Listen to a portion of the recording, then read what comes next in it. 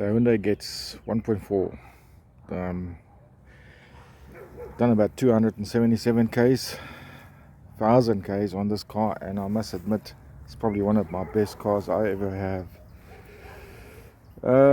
Very basic car in terms of technology, but for a car that's reliable and you don't really need to spend a lot of money. Fuel wise, it's been a very good performer. Inside the vehicle, it's just basic, your rev counter, speedometers,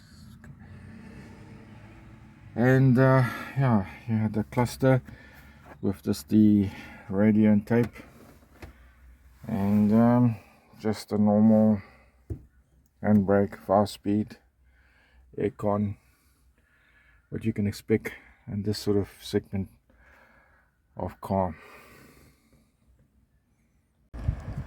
The back is basically very spacious in a way for people to sit in the back, and you also have the split where you then can have the I can't do it from here, from this side, so that just makes it a little bit more bigger for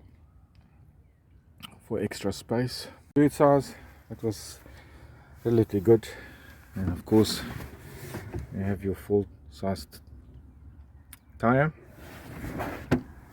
central locking, and just a normal immobilizer.